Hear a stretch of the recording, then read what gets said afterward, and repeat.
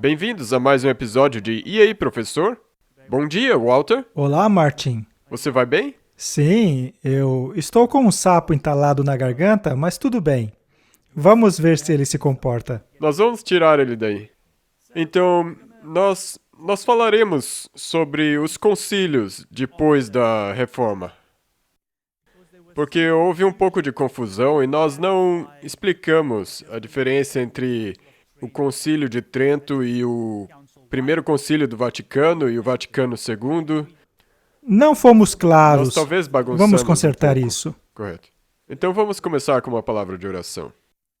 Nosso Pai Celeste, muito obrigado por ter nos dado a oportunidade de estudar a Tua Palavra e a história e colocar todas essas coisas em perspectiva. Pedimos que Tu nos abençoes e ilumine nossas mentes. Em nome de Amém. Jesus, amém. Veja só, Martin. Estamos tão envolvidos com os acontecimentos do mundo, o significado deles, e ainda assim precisamos tomar muito cuidado para que a historicidade fique bastante clara. Nesta série, Compreendendo o Papa Francisco, falaremos sobre os concílios pós-reforma, para mostrar que ocorreram alguns concílios e alguns decretos entre eles. Isso é muito importante. Queremos mostrar como eles nos afetam hoje. Agora, eu quero salientar que o mais importante de tudo é o resultado deles. Quais foram os decretos, quais as declarações, qual é o efeito final de tudo isso? Este é o nosso foco, mas para que tudo fique bastante claro, voltemos um pouquinho na história. Vamos tentar colocar os eventos em sua sequência correta. Sim. Vamos começar com uma declaração do Espírito de Profecia. Ele foi retirado do livro O Grande Conflito. Lutero defendeu o Evangelho corajosamente dos ataques que vinham de todos os lados. A palavra de Deus provou-se uma arma poderosa em qualquer conflito. Com esta palavra, ele lutou contra o poder autoritário usurpador do Papa, assim como a filosofia racionalista dos acadêmicos. Ao mesmo tempo que ele permaneceu firme como uma rocha contra o fanatismo que procurava aliar-se à reforma protestante. Esta declaração é muito interessante. São destacadas 3 coisas nela. E ele usou a palavra de Deus, que era poderosa para a guerra, para realizar as 3. Número 1. Ele usou a palavra para lutar contra o poder usurpador autoritário do Papa. Ainda temos que fazer isso hoje? Sim. Devemos utilizar a palavra para lutar contra o poder autoritário e usurpador do Papa. Do contrário, o mundo inteiro será engolido pelos enganos. Correto? Esta, portanto, é uma das razões pelas quais somos tão diligentes em produzir esses programas. Sim, para que as pessoas saibam Sim, que não está em harmonia com a Bíblia, a maneira que eles usurparam a autoridade. correto? E palavras doces em tons agradáveis, porém mergulhadas no engano e contrárias às Escrituras, é o veneno mais perigoso. Desta forma, precisamos usar a palavra para lutar contra o poder autoritário e usurpador do Papa. Outra coisa contra a qual ele lutou foi a filosofia racionalista dos acadêmicos. Essa é uma declaração bastante interessante, uma vez que Jesus debateu com os fariseus e os saduceus. Bem, e esses acadêmicos eram muito duros. A qualquer coisa que soasse contrária à interpretação que eles faziam do que estava escrito. Correto? E nós enfrentamos o mesmo problema hoje em dia. Sim, com certeza. Talvez de maneira dinâmica, mas não equivalente. E a terceira coisa é que ele permaneceu firme contra o fanatismo e queria se aliar à reforma protestante. Bem, o fanatismo naquela época era diferente Sim. do fanatismo de hoje. O fanatismo daqueles tempos tinha que ver com as experiências emocionais sobre as quais falamos no último episódio, pois elas causavam distúrbios na ordem da igreja. Segundo essas experiências, o Espírito é a norma e não a palavra de Deus. Era o Espírito que contava. E o Concílio do Vaticano II deixou bem claro que o Espírito seria a norma e não a palavra. É, a palavra. Agora, eles têm que tentar agradar o protestantismo, se quiserem que eles também entrem no rebanho, não é? Então é necessário embrulhar tudo isso em lindas palavras. E foi sobre isso que falamos. Então, essas três coisas, guerra contra o poder usurpador do Papa, guerra contra a filosofia racionalista dos acadêmicos, ou seja, todas aquelas filosofias gregas que foram incorporadas, que são contrárias à Correto. Bíblia. E, finalmente, guerra contra esse fenômeno da guia pelo Espírito, que joga para escanteio a lei de Deus e a palavra de Deus como norma. Sim. Cada um desses elementos opositores estava, em sua própria maneira, pondo de lado as Escrituras. Uhum. Você vê que cada um deles ataca as Escrituras. Sim. E o nosso objetivo é lutar contra isso. Exatamente. E eles não tinham papas na língua sobre esse Não, assunto. os reformadores nunca tentaram esconder isso. Não. Era o trabalho deles. E mesmo o sistema católico também não tem papas na língua com respeito da posição que eles têm sobre a autoridade das escrituras. Eles dizem que eles É estão isso acima. mesmo. Cada um desses elementos opositores estava à sua própria maneira deixando de lado as Escrituras, exaltando a sabedoria humana como fonte de verdade e conhecimento religioso. O racionalismo idolatra a razão. Nós não falamos sobre a razão, Martin? Sim, Não falamos a respeito dos escritos dos jesuítas, Gula, que diz que a razão deve informar a sua fé. sim, Por outro lado, o protestantismo, pelo menos na minha opinião, diz que a sua fé deve determinar a sua razão. exatamente. Ela idolatra a razão e a torna o critério da religião. O romanismo, que defende a soberania de seu pontificado por meio de uma inspiração oriunda diretamente da linhagem dos apóstolos, imutável ao longo de toda a história, dá ampla oportunidade para que todo tipo de extravagância e corrupção seja escondido debaixo da santidade da comissão apostólica. Que interessante. Essa linha jamais interrompida que liga Pedro até o Papa atual dá a eles autoridade para anular até mesmo os preceitos de Cristo. Bem, vamos colocar dessa maneira. Eles supõem que tem uma linha ininterrupta, mas eles dizem isso para si mesmos. Como nós já vimos, a história não corrobora com isso. Exato. A inspiração alegada por Müntzer foi uma das pessoas que acabou trazendo o fanatismo para dentro do protestantismo, que também teve grande parte na revolta dos camponeses e de seus associados, procedem de uma fonte não maior do que a imaginação. A sua influência foi subversiva a qualquer autoridade, seja humana ou divina. A ordem dos jesuítas não ensina que a imaginação que controla o resultado final? Sim, porque vem dos exercícios de Loyola, Correto? pela imaginação. O verdadeiro cristianismo tem a palavra de Deus como a verdadeira fonte da verdade inspirada e o teste de toda inspiração. Esta é a base da batalha que ocorre no mundo hoje. Esta é a base da luta que tem ocorrido desde Adão. Correto. Se não identificarmos essas três características, então seremos arrastados por uma correnteza que nos levará até o fim do precipício da destruição. E é por isso que nós temos que falar sobre tudo isso. Exato. Do contrário, não somos protestantes? Sim. E protestamos contra o quê?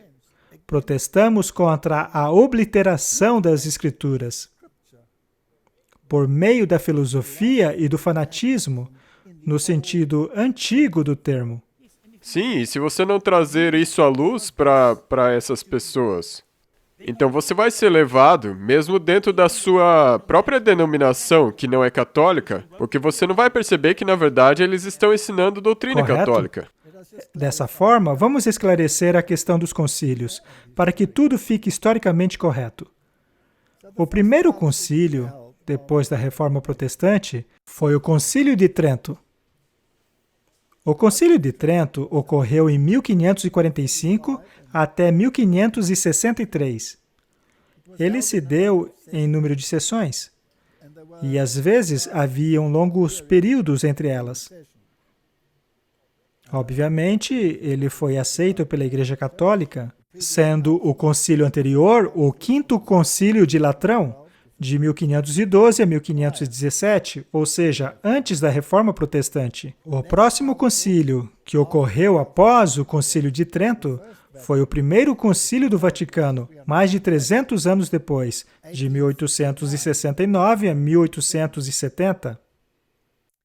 O Concílio de Trento foi convocado pelo Papa Paulo III. Também foi presidido por Júlio III, que na ocasião ainda era um cardeal, ele foi o co-presidente, e Pio IV.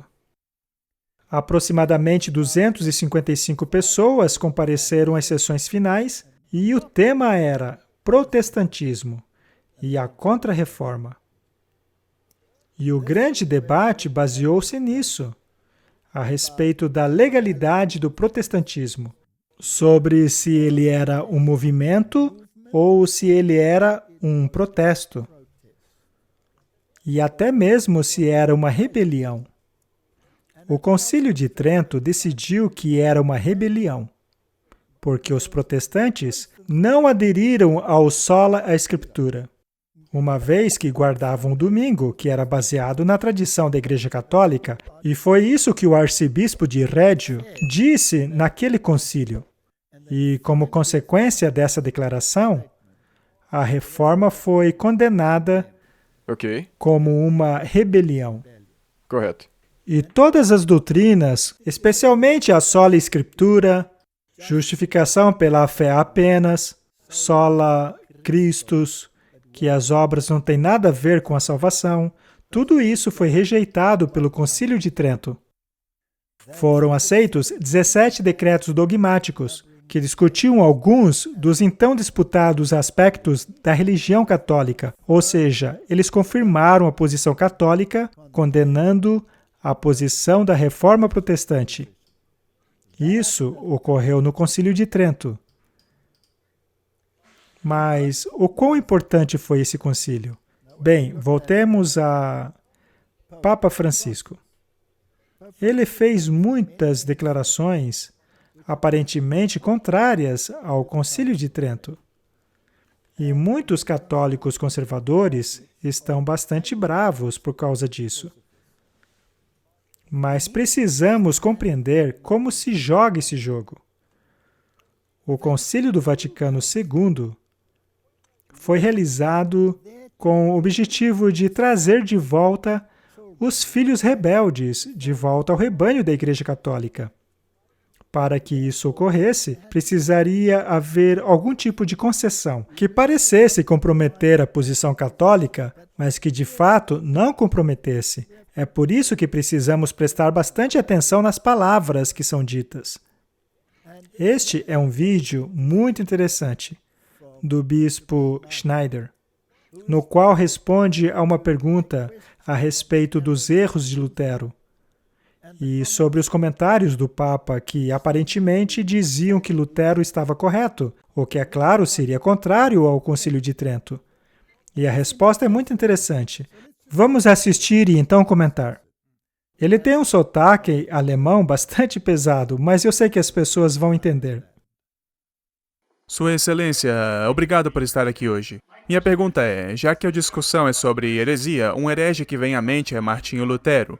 cujo aniversário de 500 anos da Reforma o Papa estará comemorando muito em breve. Numa entrevista recentemente no avião, o Papa disse que Martinho Lutero não teria errado na questão da justificação. Qual é a sua resposta à heresia de Lutero sobre a questão da justificação e os próximos eventos ecumênicos? E como os católicos tradicionais respondem aos relatos que estão surgindo? Já tivemos uma resposta infalível aos erros de Martinho Lutero, o Concílio de Trento.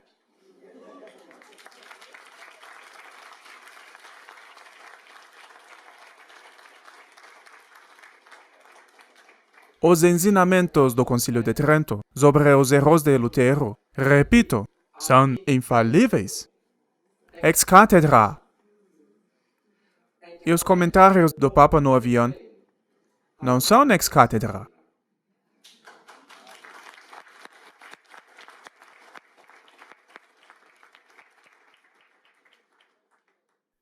Ele foi bastante claro, Martin. Sim. O que ele disse foi que os comentários do Papa não são ex cátedra, Que significa que? não são infalíveis. Enquanto as declarações do Concílio de Trento, por outro lado, são infalíveis, ex cátedra, não podem ser mudados jamais. Essa é uma pista muito importante, ou seja, muita coisa pode ser dita. E sabia que os jesuítas têm um ditado que diz que você pode mentir se isso favorece a Igreja-mãe? Sim, é assim mesmo. Para avançar, se os fins justificarem os meios. Os fins justificam os meios. Então, é assim que eles operam. E o fato de que eles não podem mudar suas próprias leis também é visto na besta em Apocalipse. Porque é uma combinação de todas as bestas, todas as 4 bestas de Daniel. Correto? E uma delas é os Medo-Persas. E as leis deles eram imutáveis. Exato, não poderiam ser mudadas. Então, a questão da infabilidade papal, mencionado por ele, era um costume. Eles se chamavam de ultramontanos, o homem do outro lado da montanha. Os protestantes usavam esse termo como zombaria. O Papa, porém, transformou o termo em um motivo de orgulho. O homem do outro lado da montanha, o homem infalível. Só que isso ainda não era um dogma, o que é muito interessante. Portanto, para concretizar que os decretos emitidos ao longo da história, baseados em tradição, eram imutáveis, tinham que ser infalíveis. Correto. E isso aconteceu no próximo concílio, Sim. o primeiro concílio do Vaticano. Vamos dar uma olhada nisso. É muito importante compreendermos como que essa besta conglomerada de Apocalipse 13, com todos os seus componentes, por exemplo, o leão da Babilônia, o leopardo representando a Grécia, o componente Medo-Pérsia, o urso, ele tem a ver com todos esses critérios. O primeiro concílio do Vaticano foi aparentemente interrompido por causa da guerra. Portanto, o segundo concílio do Vaticano é, na verdade, uma continuação do, basicamente, concílio interrompido do Vaticano I. Ainda assim, ele tem uma importância histórica muito grande. Ele ocorreu em 1869 a 1870. Foi naturalmente realizado pela Igreja Católica. O concílio anterior foi o Concílio de Trento. O próximo concílio seria o Concílio do Vaticano II, de 1962 a 1965. O primeiro concílio do Vaticano foi convocado pelo Papa Pio IX. Ele foi o presidente. Teve 744 participantes e os tópicos são bem interessantes: racionalismo, liberalismo, materialismo, inspiração das Escrituras e infalibilidade papal. E estes são os documentos oriundos deste concílio. Dei Filius e Pastor Alternus. Agora, o que é fascinante a respeito deste concílio é que a doutrina da infalibilidade papal tornou-se um dogma Sim. imutável. E isso se referia também a todos os outros concílios realizados anteriormente. É o que disse o bispo Schneider. Foi, portanto, ex cátedra, infalível. Jamais será mudado. Agora, se o protestantismo entendesse isso, nunca fariam parte de um conselho ecumênico. Correto. Nunca. Então é sempre assim. Se não se parecer com isso, então olhe mais fundo. Bem, o concílio foi convocado pelo Papa Pio IX. O primeiro concílio do Vaticano, em latim, Concilium Vaticanum Primum, foi convocado pelo Papa Pio IX em 29 de junho de 1868, após um período de planejamento e preparação, e começou em 6 de dezembro de 1864. É bom lembrar que o Concílio do Vaticano II, apesar de ser anunciado em 1959, ocorreu apenas em 1962. Então, também houve um período de planejamento e preparação. Agora, o que chama atenção a respeito deste Papa, que convocou o primeiro Concílio do Vaticano, é que em 1854, ou seja, antes do concílio, havia definido como dogma a concepção imaculada de Maria, mãe de Jesus. Agora, em vista do Vaticano II, esse dogma também se tornou infalível, uma vez que ele o proclamou. Precisamos dar uma olhada nessa concepção imaculada de Maria, pois é um dogma muito importante. Como ele se encaixa no tempo em que vivemos hoje? E será que ele tem a ver com uma era anterior da Igreja Católica Romana? Nada da Igreja Católica pertence a uma era anterior. Porque ela é infalível, então tudo ainda é válido e ela nunca vai mudar. Jamais mudará. O espírito de profecia diz que essa igreja é um camaleão. Talvez eu deva esclarecer aqui. De acordo com eles são infalíveis. Exatamente.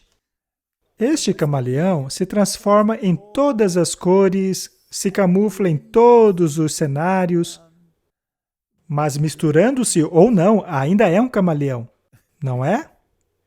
Então, deixemos claro a questão dos concílios. Vamos ver o que a Agência de Notícias Católica diz a respeito da concepção imaculada, uma vez que muitos acreditam que ela se refere ao fato de Jesus ser imaculado, mas não é isso, pois é Maria que seria imaculada. É muito importante que entendamos isso.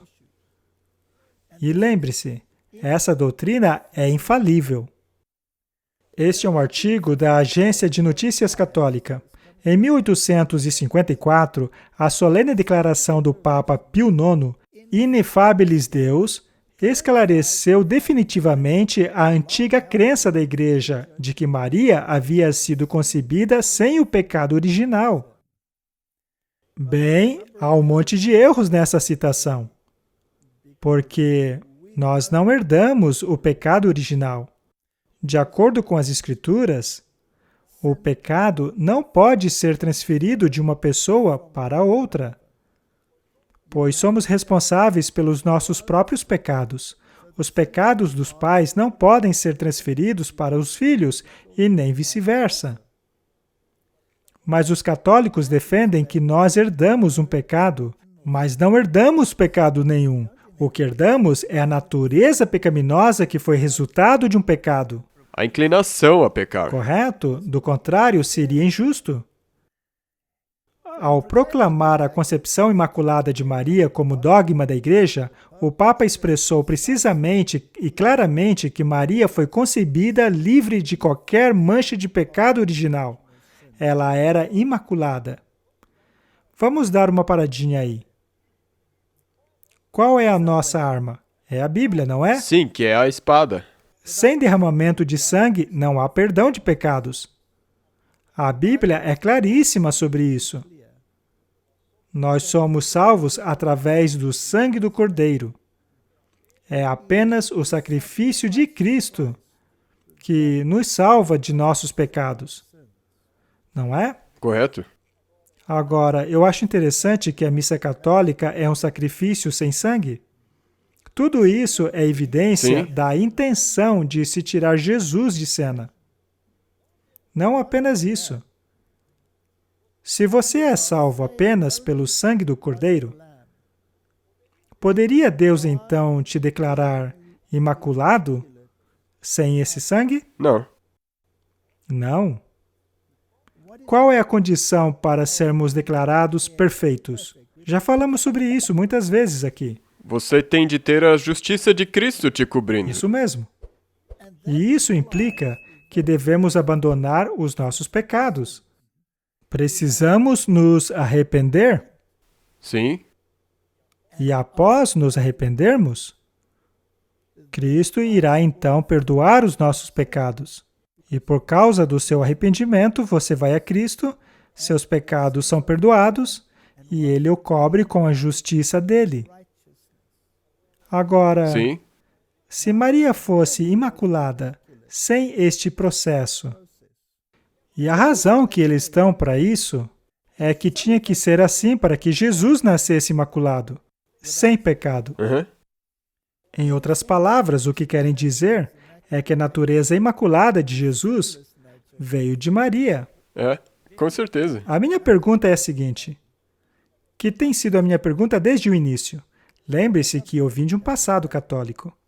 Se Deus, em sua onipotência, pudesse dar um jeitinho em sua própria lei, que diz que o salário do pecado é a morte, e declarar Maria imaculada, sem sangue, Ele não poderia fazer isso por você?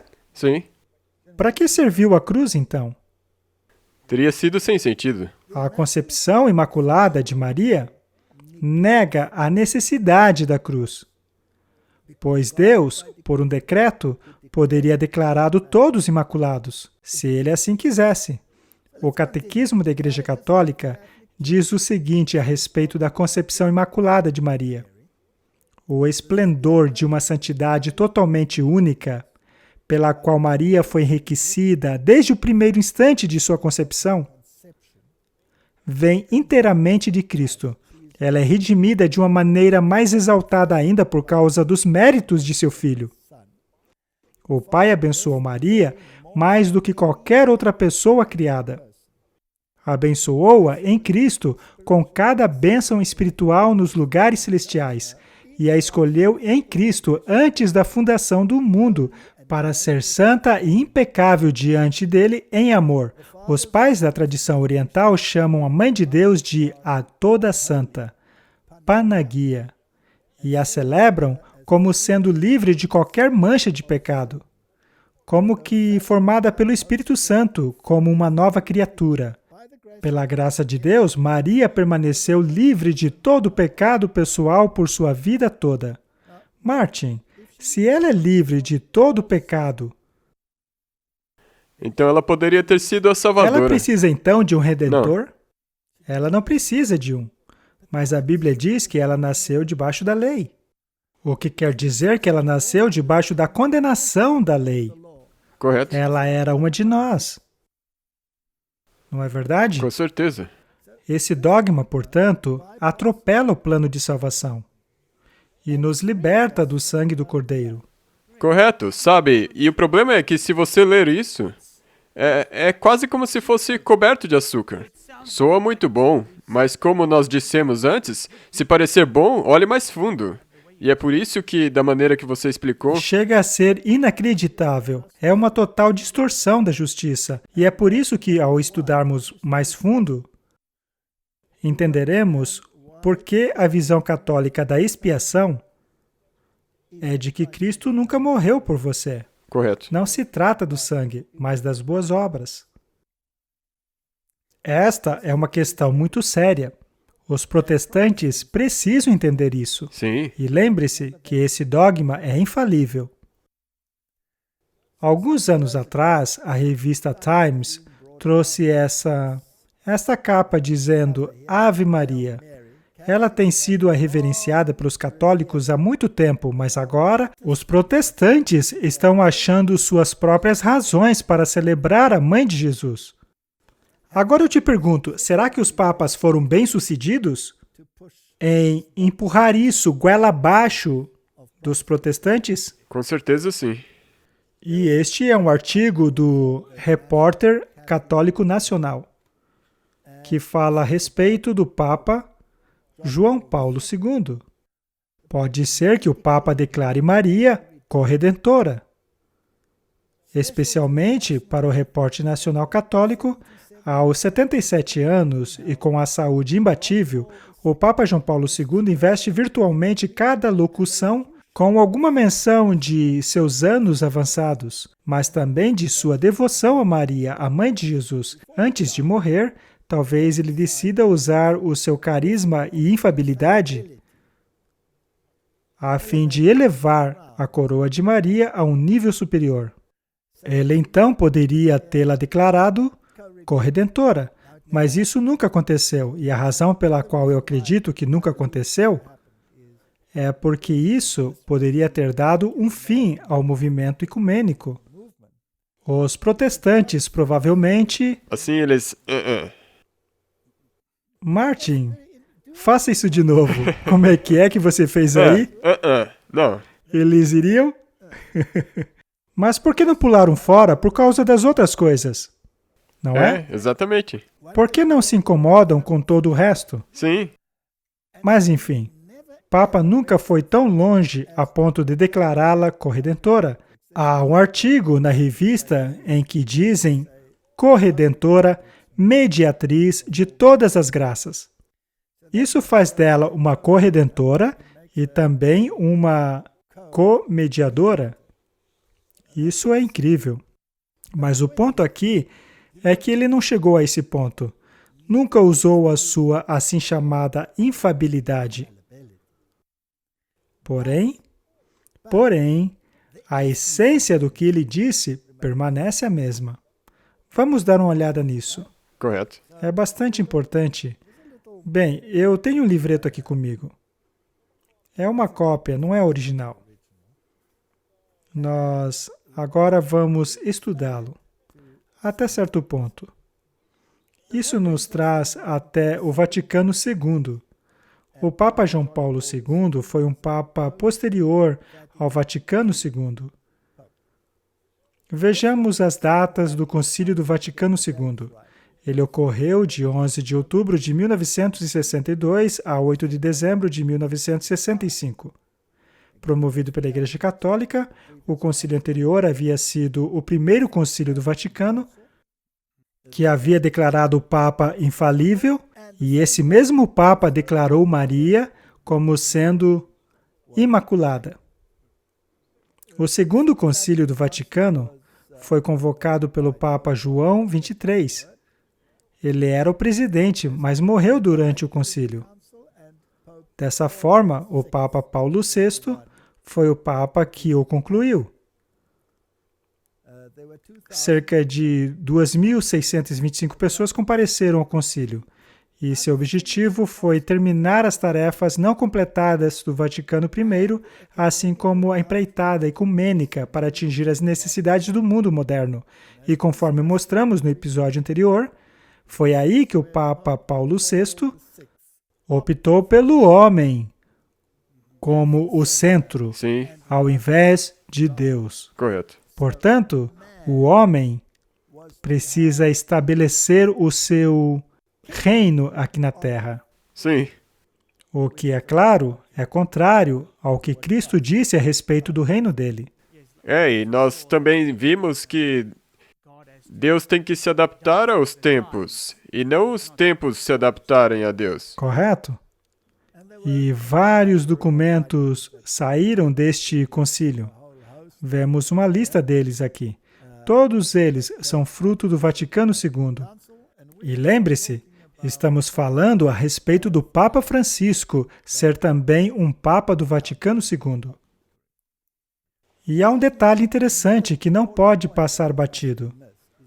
Pouco tempo antes do Concílio Vaticano II, o Papa Pio XII, em 1950, isso são 12 anos antes do Vaticano II, invocou a infalibilidade papal para definir o dogma da Assunção da Virgem Abençoada em sua Constituição Apostólica Munificentissimus Deus. Esta é mais uma interessante progressão, infalível, não é? Mais uma vez é dito lá que o Papa invocou sua infalibilidade Sim. para afirmar que Maria nunca morreu, foi para o céu.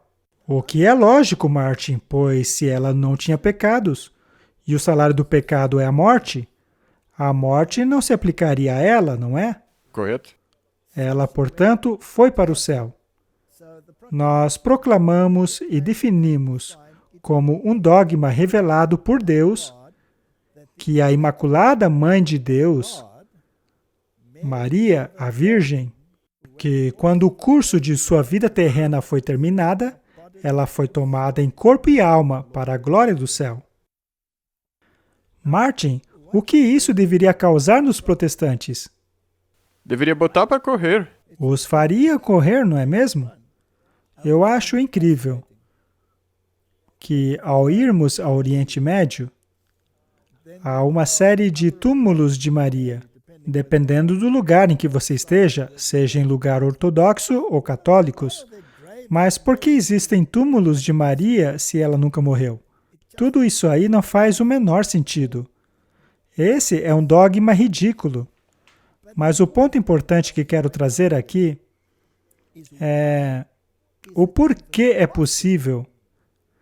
O porquê é possível aos protestantes aceitarem que alguém como Maria ou qualquer outro santo possam exercer um papel tão importante estando do outro lado deste mundo físico.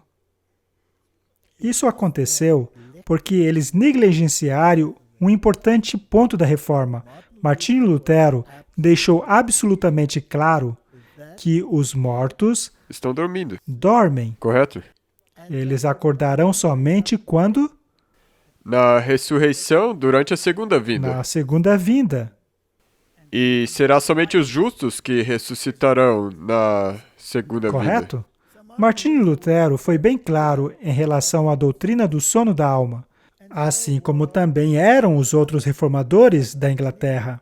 Eles foram bem claros. Mas por alguma razão, essa doutrina que é tão clara na Bíblia não foi incluída no catequismo deles. E então o antigo erro papal da imortalidade da alma acabou sendo incorporado. Isto abre uma brecha para aceitarem qualquer bobagem, como, por exemplo, a de que podemos pedir ajuda a Maria ou a qualquer santo. Correto. Podemos então ver uma progressão ao longo do tempo, historicamente, como esses dogmas foram se firmando. Ao irmos à página da Igreja Católica, procurando por uma definição do dogma da Assunção, encontramos o seguinte: é em nossa própria era que o privilégio da Assunção corporal de Maria aos céus, a Virgem Mãe de Deus, certamente brilhou mais claramente. Este privilégio brilhou de maneira mais radiante desde que o nosso predecessor de memória imortal, Pio IX, proclamou solenemente o dogma da concepção imaculada da Mãe de Deus. De acordo com a regra geral, Deus não pode conceder ao justo o efeito total da vitória sobre a morte, até que o fim chegue. E é por isso que os corpos até mesmo dos justos se corrompem depois da morte, e apenas no último dia estes se unirão às suas almas gloriosas. Vamos parar aí. Isso não é bíblico. Correto. uma vez que o livro de Gênesis nos diz claramente que Deus pegou o pó da terra, expirou nele o fôlego da vida e o homem tornou-se uma alma vivente. Sim. E esta alma vivente é a entidade completa. Martinho Lutero acreditava nisso. Só que eles separaram em duas entidades para se livrarem da corrupção do físico, para que possam pregar que o não físico continua vivo. Correto. Mas Deus quis que a abençoada Virgem Maria fosse isenta dessa regra geral. Ela, através de um privilégio inteiramente único, superou o pecado completamente por meio de sua concepção imaculada. Ela não precisa de redenção, Martin. E como resultado disso, ela não estava sujeita à lei de permanecer na corrupção da sepultura. E ela não precisou aguardar até o fim dos tempos para a redenção de seu corpo. Acho que eles se confundiram ao dizer que ela é a única nesse quesito. Correto. Afinal, Moisés não está no céu, ele foi ressuscitado. E quanto a Elias e Enoque? Eles foram para o céu sem ver a morte. Sem passar pela morte. Nós já falamos sobre isso. Nós tivemos um pouco de problemas entre a palavra Elias e Eliseu. Às vezes nós cometemos erros, Martin. Correto? Estava escrito Eliseu, e nós lemos Eliseu, mas outras vezes nós lemos Elias. Nós nos confundimos, Martin.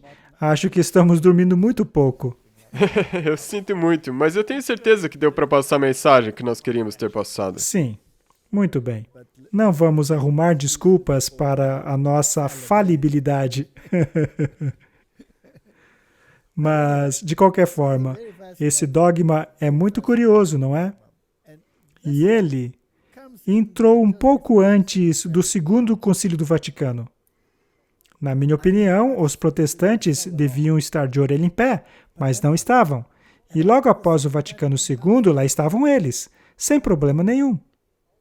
Há um pequeno livreto escrito por Kevin McNamara, bispo de Kerry, intitulado Maria, a Mãe de Deus, publicado em 1982 pela Sociedade da Verdade Católica em Londres.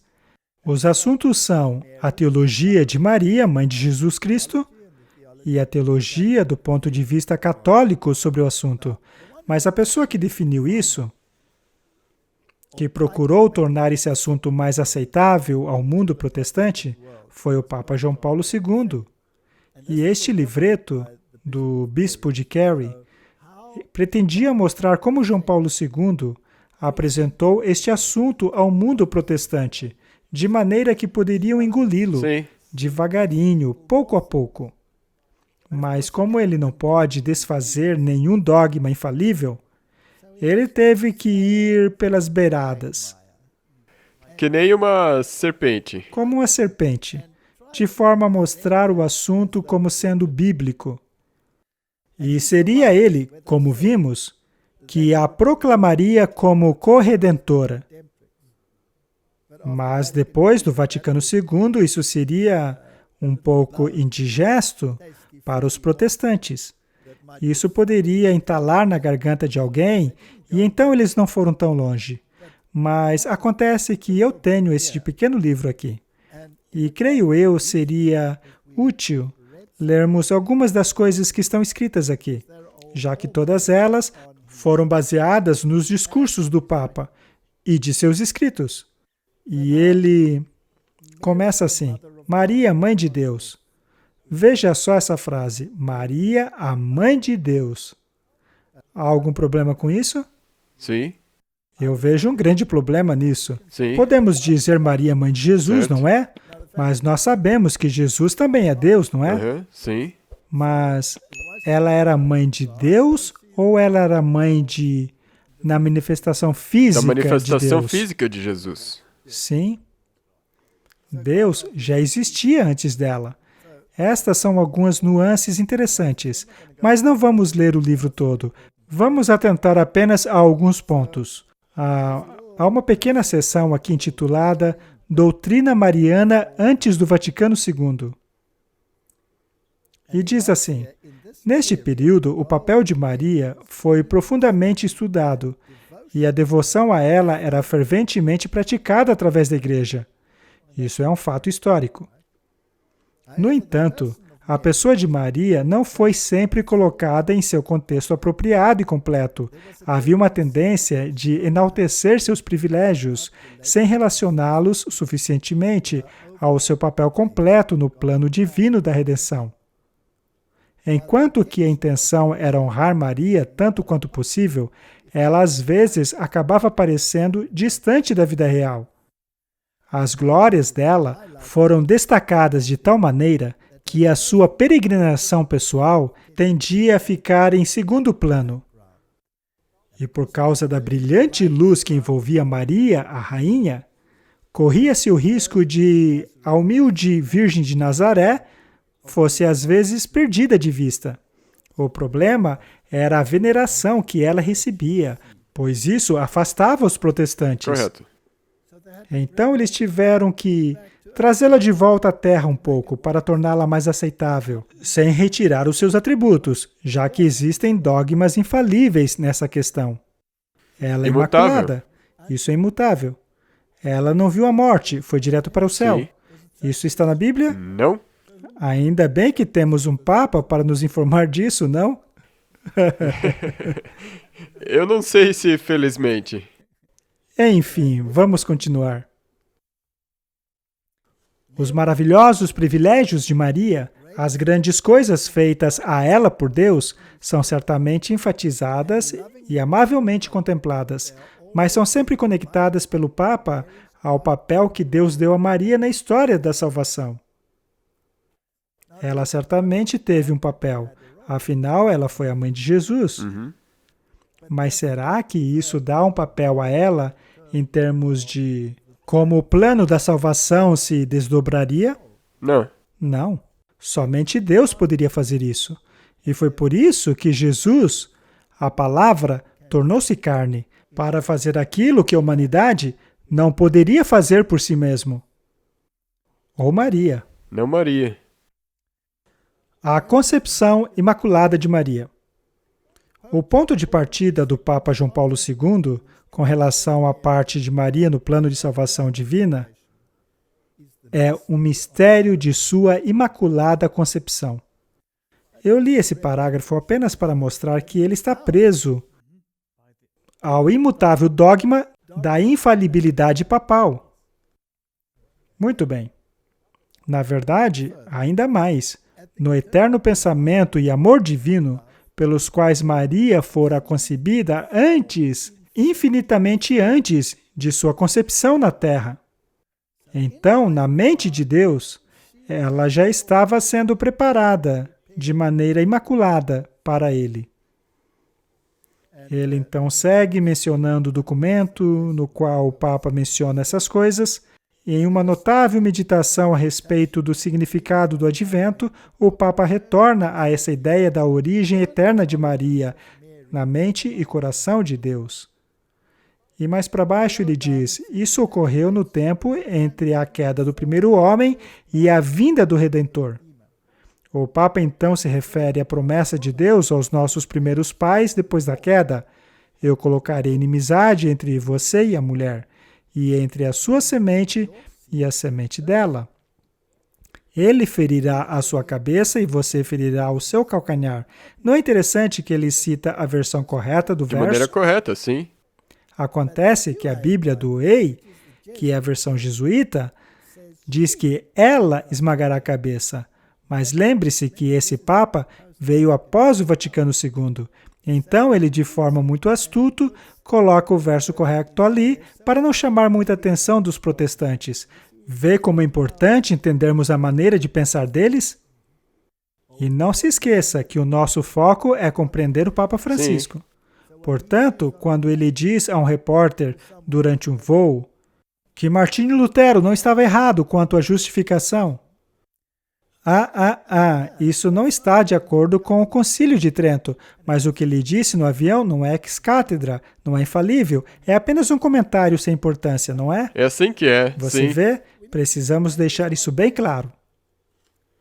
E ao continuarmos, é dito, Cristo sempre foi um filho da mulher. A escolha de Deus por Cristo estende a todos os irmãos e irmãs, mas em primeiro lugar a Maria. Portanto, fica claro que ele está dando uma posição especial, elevada a Sim. Maria. Ao conceder a Maria o privilégio da Imaculada Concepção, o Pai Eterno tinha em mente a dignidade de seu Filho encarnado, cuja origem humana não poderia ser afetada por sequer uma mancha de pecado. Isto é impressionante. De onde é que Jesus teria recebido a sua natureza única sem pecado? De acordo com eles, Da mãe dele. de sua mãe, não de seu pai. É. Isso soa muito parecido com a mitologia pagã. Na verdade, é mitologia mesma pagã. coisa. É a mesma coisa. É que nem Semíramis e Osíris. Exato. Ela também engravidou de maneira imaculada e deu à luz a um ser imaculado. Isto é filosofia pagã em sua melhor forma. Aliás, não é melhor, é na verdade pior. Muito bem. No que se refere à fé de Maria, esse pequeno capítulo se chama A Chave para o Destino dela. Este ensinamento foi relembrado pelo Papa, que citou as declarações do Segundo Concílio do Vaticano, de que a Virgem Maria, na mensagem do anjo, recebeu a palavra de Deus em seu coração e em seu corpo. Você percebe que o Vaticano II está sendo utilizado para aplainar Sim. o caminho, Uhum. mas sem se livrar do dogma, Exatamente. sem admitir que houve um erro. Sim, mas ainda indicando que ela era infalível anteriormente. Correto? E então temos essa oração feita pelo Papa. É a oração à Virgem. É de 1980. Escutemos o Papa enquanto ele expressa essas doutrinas centrais sobre Maria.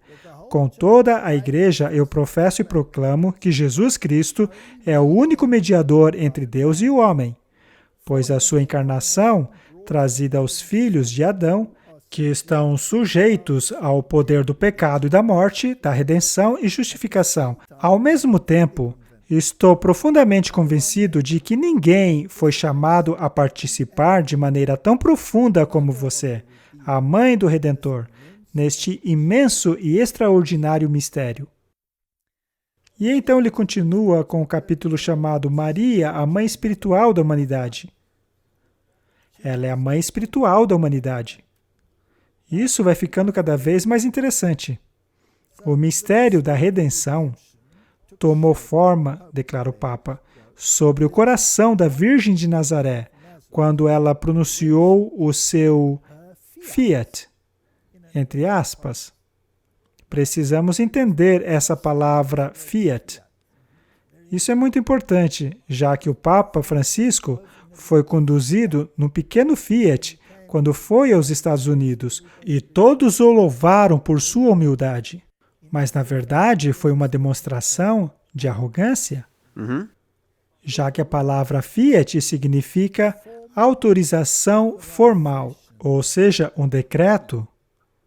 Se temos um decreto Fiat, não pode ser alterado como a lei dos medos e persas. É infalível. São as garras do urso, não é? Isso tudo é muito interessante. Há coisas por aí que são fiat, são decretos. Eles entendem a palavra dita na cruz como dirigida a cada um deles. A maternidade espiritual não conhece limites. Quando Jesus disse, eis a tua mãe, ele não se referia apenas ao discípulo João, mas se referia a toda a humanidade. Lá ela se tornou a mãe da humanidade. Mas a Bíblia não fala nada disso. Eva foi a mãe da humanidade. Mas Eva também não foi a mãe espiritual da humanidade. Não era. Ninguém é a mãe espiritual de ninguém. O que temos são bons exemplos de espiritualidade. E Maria foi um deles. Não queremos depreciar Maria. Não? Nós queremos depreciar as encíclicas papais, pois são contrárias à Bíblia. 3 momentos são destacados nessa narrativa da maternidade de Maria. O momento no qual ela concebe seu filho em Nazaré, as palavras de Jesus a Maria e João no Calvário e a vinda do Espírito Santo no Pentecostes. Agora veja isso. Em respostas às orações de Maria e os discípulos. Primeiramente, Maria se tornou a mãe de Jesus, fisicamente, mas também espiritualmente, ao recebê-lo em seu coração pela fé. E aos pés da cruz, ela tornou-se a mãe espiritual de todos os homens, representados ali pelo apóstolo João. E no Pentecostes, ela se tornou especificamente a mãe da igreja, que naquele momento era completamente nascida e enviada ao mundo no poder do Espírito Santo. Eu acho impressionante a capacidade deles de expandir esse tema. Certa vez, foi publicado um artigo numa revista alemã que dizia que João Paulo II não era contrário à ideia de que Maria fosse parte da Trindade. É. E há também essa ideia de que o Espírito Santo é feminino e que talvez Maria esteja associada a isso. Bem, eles não foram tão longe, mas, de qualquer maneira, sobre essa questão do Espírito Santo. E assim como Maria, a Virgem de oração de Nazaré, a Virgem da fé e confiança em Deus, havia sido instrumento ativo do Espírito Santo na encarnação do Divino Redentor. E agora, no cenáculo, o Espírito Santo usou a oração dela, sua fé receptiva integral, para finalmente trazer a igreja à existência. Desta forma, Maria continua o seu papel maternal, iniciado desde o momento da encarnação. Martin, segundo eles, quem é o mediador pelo qual o Espírito Santo trabalha? Maria? Maria? Então, se são as orações dela que são usadas, então essa parte do santuário onde o incenso sobe, essas orações então não são mais de Não, Jesus, agora e é sim de Maria. Nós vamos chegar aí. Mas discutimos no último episódio, e algo bastante complicado, que o movimento carismático, que é baseado no Espírito Santo, de acordo com este documento, é um movimento de Maria. Agora, de uma certa maneira, Maria é a negação do que Deus disse, pois Deus disse que o salário do pecado é a morte, e que todos pecaram e foram destituídos da glória de Deus. Sim. Não há um justo sequer. Não há sequer um.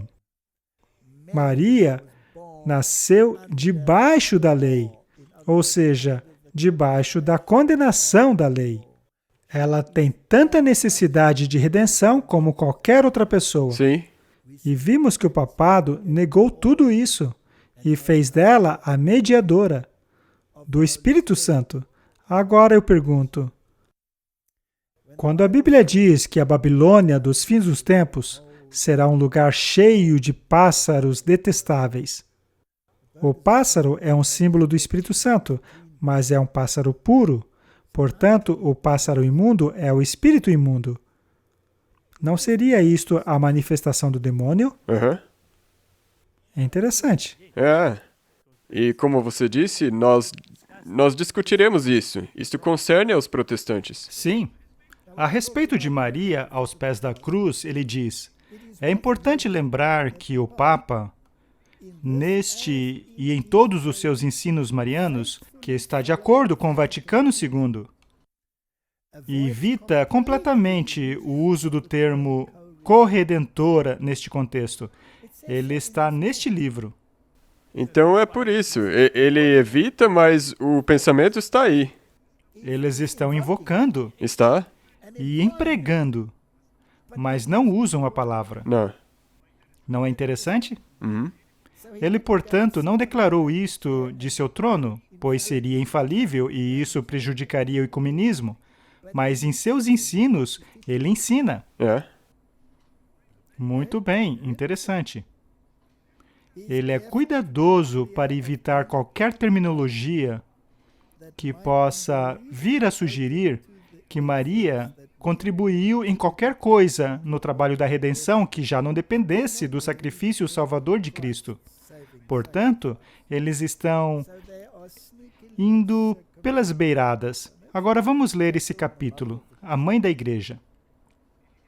Ele relembra o ensino do Segundo Concílio do Vaticano sobre a maternidade espiritual de Maria e fala da grande dívida que a Igreja tem com esse concílio, pela maneira com a qual ele apresentou esse ensinamento sobre uma nova luz. Vê a importância desse concílio? Sim. O Papa também, em mais de uma ocasião, relembra a invocação solene de Maria pelo Papa Paulo VI, sobre o título Mãe da Igreja. Agora ela é mãe da Igreja, ela é a mãe de todo mundo. Se ela é mãe de todos, então todos pertencem à Igreja. Isso quer dizer que todas as crianças devem voltar para casa, e é exatamente isso que o Papa Bento XVI disse. No fim, tudo se encaixa. E não é interessante que você tem essa terminologia em Apocalipse? É mesmo? A mãe de todas as A mãe de meretrizes? todas as meretrizes. Porque é a mãe de todas as Correto? igrejas caídas. O Papa João Paulo II, de fato, costumava pedir tudo para Maria. Não existe uma genuína necessidade da Igreja ou da humanidade que fique de fora do interesse dela. Maria, declara ele, está sempre no centro de nossa oração. Ela é a primeira entre aqueles que pedem. Ela é Unipotentia Supplex, ou a onipotência da intercessão. Martin, ela é a onipotência da intercessão. Ele não acabou de negar o que ele tinha dito antes, mas ele continua descrevendo. Descrever Maria nestes termos pode parecer exagerado à primeira vista. O que precisa ser levado em consideração, no entanto, é que a esfera da onipotência de Maria é precisamente a da intercessão. Ela é a eficácia que nunca falha com o seu Filho Divino das orações da Mãe. Ou seja, ela é a corredentora, ela é a coadvogada. Estes títulos foram sugeridos que ela advoga para o povo de Deus, o que tira Jesus de sua posição. Sim. Ele então fala do gênio da mãe. Eu me lembro que Madre Teresa disse, sem Maria, sem Jesus. É. Bem, eu acho que isso resume tudo, não? Exatamente. Eu gostaria de lembrar a Madre Teresa de Calcutá que é ao contrário, sem Jesus, sem Maria. Pois foi Jesus que a criou em primeiro lugar. Sim. Muito bem. De acordo com o Segundo Concílio do Vaticano, Maria ocupa um lugar na Igreja que é o mais alto depois de Cristo e também o mais perto de nós. E ele cita Numen Gentio, página 53. Mas devemos enfatizar que isso não significa que devemos considerar Cristo como distante, em contraste com Maria, que está próxima. A própria Maria é parte do mistério de Cristo e de sua redenção. Nela, Cristo está presente como filho da mulher. Cristo não existe separado dela. Isso tornou-se um dogma, o que é absolutamente incrível. Martin, se você precisasse promover uma doutrina como essa com relação à sua mãe, seja você um homem bom ou um homem mau, é apenas uma hipótese. Será que a sua mãe está intimamente envolvida em qualquer decisão que você tome em sua vida? Não. Não. Ela pode ter lhe dado um bom fundamento, mas não é ela que, no fim das contas, toma as decisões. Quem faz a decisão? Mas aqui é como se Jesus... Como se ele não pudesse escolher nada se não fosse por sua mãe. Pois é.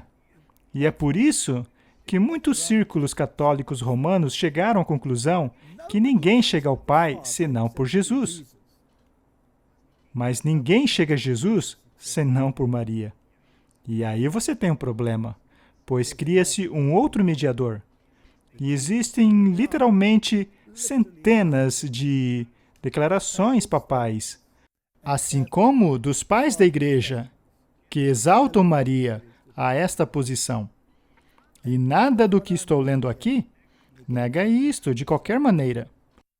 O Papa afirma repetidamente que o gênio da mãe é o gênio do coração. Uma mãe, diz ele, é o coração personificado, e esse gênio é expresso em amor, e é por isso que Maria, como mãe, é chamada a guiar todos para o Redentor, a fim de testemunhar a ele, mesmo sem palavras, apenas com amor, no qual o gênio do coração é expressado. Ou seja, todo mundo é levado a Deus por Maria. Isso está na Bíblia, Martin? Não, não mesmo. O que nós estamos lendo aqui é o pensamento a respeito de Maria depois do Vaticano II. E ainda assim, os protestantes dizem que a Igreja Católica mudou. Temos aqui um novo plano de redenção. Esse pequeno capítulo, para mim, é fascinante. Não precisamos ler tudo, mas vamos apenas dar uma olhadinha nisso. Ela é a imagem ideal da Igreja. Assim como ser a mãe da Igreja, Maria é o seu tipo, ou arquetipo, a sua imagem ideal. Isso tem sido destacado pelo Vaticano II. Você vê como o concílio é citado toda hora? Exatamente. Não negando nada. Na verdade, Nada. até realçando. Também é um ensino do Papa João Paulo II.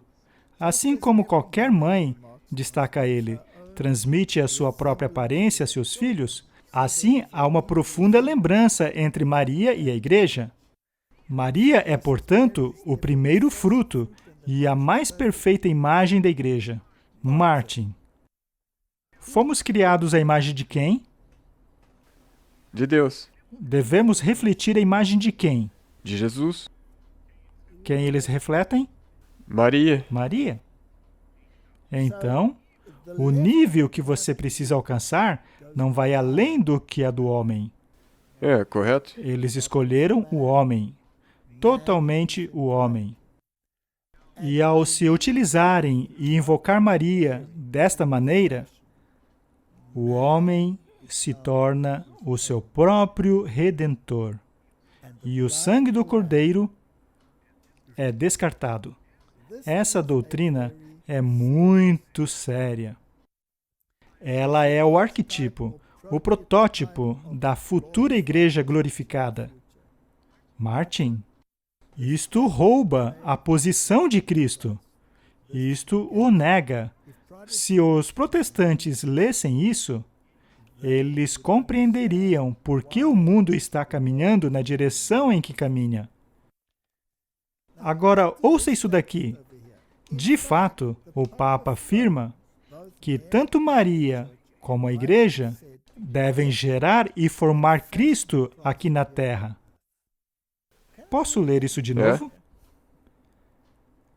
Na verdade, o Papa afirma que tanto Maria como a Igreja devem gerar e formar Cristo aqui na Terra. Maria deu o Senhor para o mundo, realizando o tipo da Igreja nela mesmo, pela primeira vez. E a Igreja, por sua vez, seguindo Maria, continua a manifestá-lo para o mundo, para moldá-lo nos corações dos homens. Essa é uma questão muito séria. Eu sei, eles elevam ela tão alto que é quase como se Jesus fosse rebaixado. Exatamente. Sem ele, não podemos fazer nada. Vamos ao capítulo final, porque eu já estou cheio disso aqui. Maria, a mãe da unidade. Mas não foi Jesus que veio para separar? Pode parecer que o grande papel dado a ela pelo Papa na história da salvação e na vida e missão da Igreja possa criar dificuldades no caminho da unidade cristã para um grande número de nossos companheiros cristãos. E deveria, não? Sim. Não há dúvidas de que este é um desafio para os ecumenistas. Veja como eles mesmos reconhecem isso. Eles não estão nem tentando cobrir com açúcar ou tentando esconder. Irmãos protestantes, é pegar ou largar. Ou você entra ou caia fora. É inacreditável. E então diz aqui que devem devotar mais atenção no papel de Maria, que, por uma razão ou outra, devotaram até agora. É certo que há fortemente bíblica qualidade da doutrina e devoção mariana do Papa, e sua ênfase na total dependência de Maria a Cristo deveria facilitar que cristãos e a tradição reformista encontrem um terreno comum. Ele primeiro cita um verso bíblico e então viola os seus princípios e diz: ué, Jesus disse a João, eis tua mãe. Que parte você não entendeu? Não é isso? Tanto quanto concerne o Papa, não há dúvida que, seja qual for a dificuldade ecumênica percebida por ele na doutrina mariana da Igreja, ao menos em curto prazo, essas dificuldades não deveriam, em sua visão, justificar nenhuma diminuição no papel de Maria, como consta nas Escrituras e compreendido pela tradição da Igreja. Vamos parar por aí. Nós não mudamos. Nossas doutrinas são infalíveis. Nós não vamos mudar a nossa posição sobre Maria. Nós até podemos jogar uma cobertura de açúcar por cima, por causa de vocês.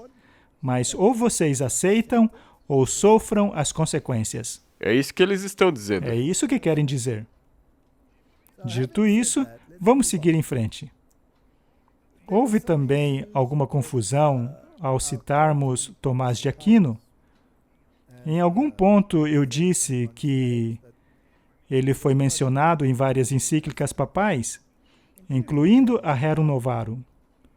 E ser mencionado nestas encíclicas e fazer parte desse processo que ocorreu depois do Vaticano II, é claro, Tomás de Aquino viveu há muito tempo atrás, mas nós dissemos que Tomás de Aquino é mencionado em várias encíclicas, como a Rerum Novarum. E precisamos enxergar para onde isso nos leva, pois isso é importante. Sim, nós temos alguns exemplos de no que isso está se materializando em nossos dias. Correto? Vamos ler essa declaração mais uma vez. Ele escreveu: porque os bens de alguns pertencem a outros pela lei natural, não é pecado quando o pobre toma os bens do seu próximo. Nós precisamos falar ainda sobre essa questão da lei natural, talvez no próximo programa.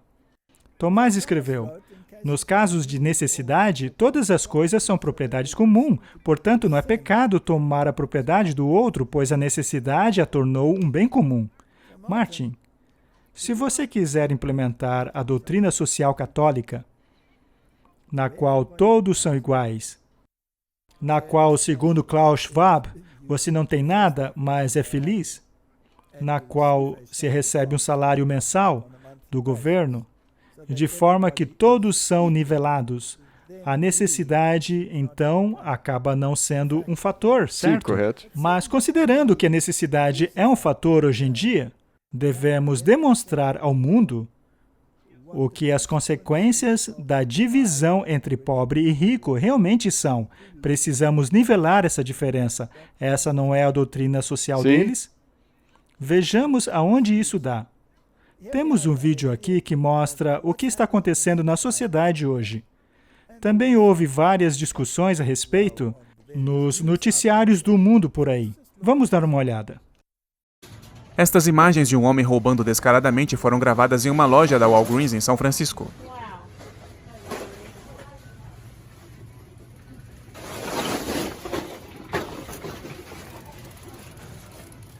Inacreditável. 17 lojas da Walgreens foram fechadas na área da Baía de São Francisco porque eles não conseguem ganhar dinheiro. Porque qualquer um pode entrar e roubar o que quiser e não é mais crime. Então a Walgreens está dizendo, estou fora. Os promotores de São Francisco e de vários outros lugares através do estado da Califórnia, por exemplo, mas não apenas lá, não mais acusam a ladrões de loja. Então as pessoas roubam o que querem. A loja está fechando, devido ao que os jornais locais estão chamando de uma onda desenfreada de roubo a lojas. E olha isso, apenas 15 minutos depois de uma equipe de TV ter aparecido nessa farmácia, nós encontramos esse cara, pulando para dentro do balcão, pegando um colchão inflável e deixando a loja na sua patinete. Nenhum questionamento, ninguém o impedindo. Um homem neste vídeo disse que cenas como estas são vistas diariamente.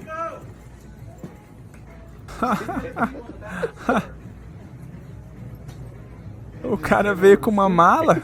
Essa é loucura, cara. Todos os dias. Eles vêm todo dia com mala? Sim.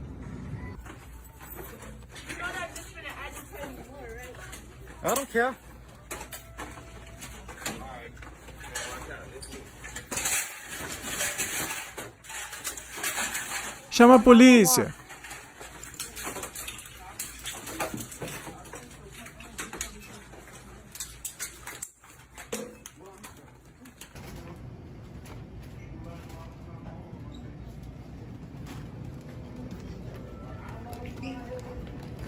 That's all. We're close right now. We're close right now. You better stop. You better stop. This is America. You better stop. Move. Just move. Move. Watch the way, y'all. Watch out, man, for real. I just come outside. Somebody come outside. So watch out, please. Stop hurting him. You dumbass. You don't know what the f*** you doing. You don't supposed to hurt him. Yeah. Oh, my God.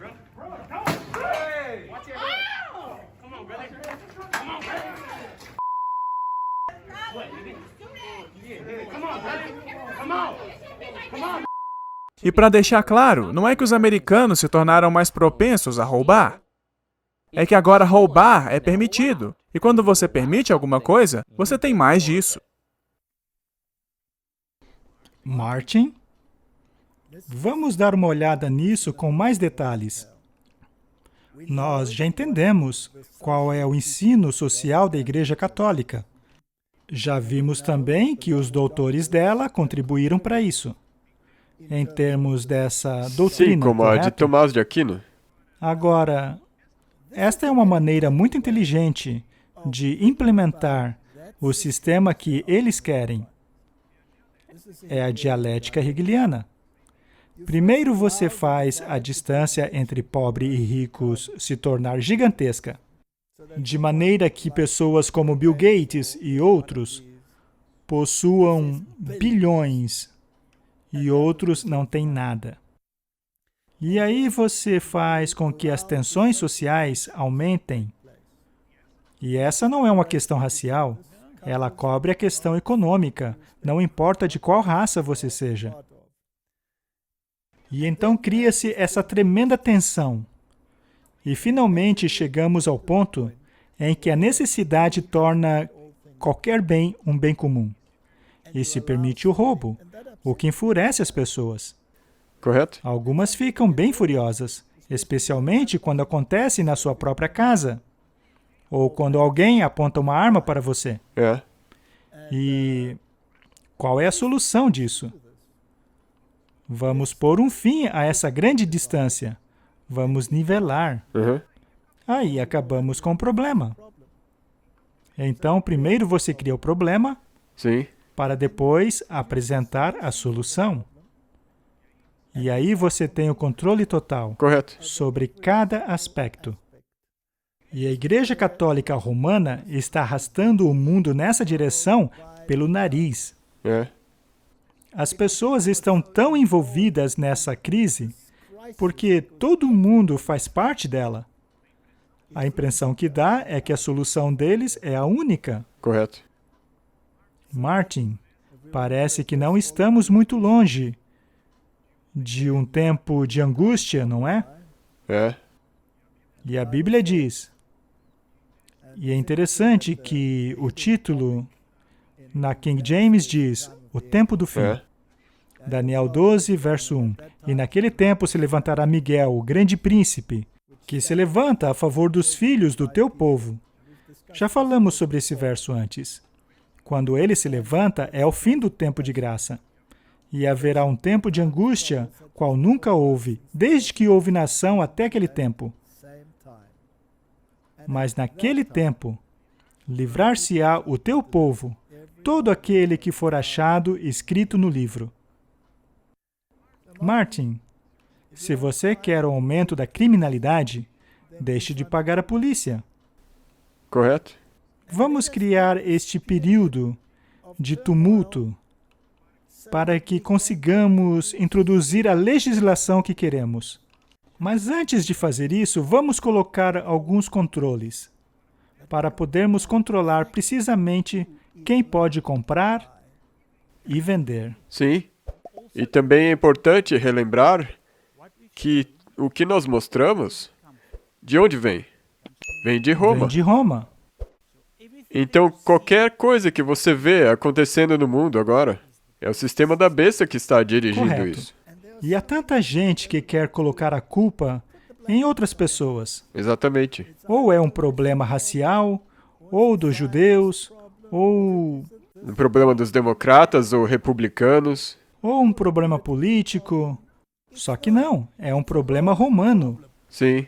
E se não percebermos isso, e se não buscarmos a nossa salvação na fonte correta, seremos então varridos por essa corrente, bem no tempo de angústia como nunca houve. Que Deus nos dê sabedoria para fazermos deste livro a norma, e não as filosofias e tradições baseadas em filosofias pagãs e religiões pagãs. Vamos orar. Querido Pai, ajude-nos a compreender que estamos lidando com um inimigo que utiliza a palavra de Deus.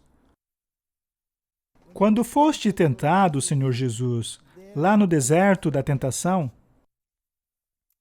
o diabo utilizou até mesmo a palavra de Deus, mas o Senhor o repeliu com o está escrito. Que também possamos repeli-lo com o está escrito. Esta é a minha oração em nome de Jesus. Amém. Amém. Obrigado por assistir esse vídeo. Para se inscrever, clique aqui. Clique no sininho abaixo para receber notificações. Para assistir o próximo vídeo, clique aqui. Muito obrigado.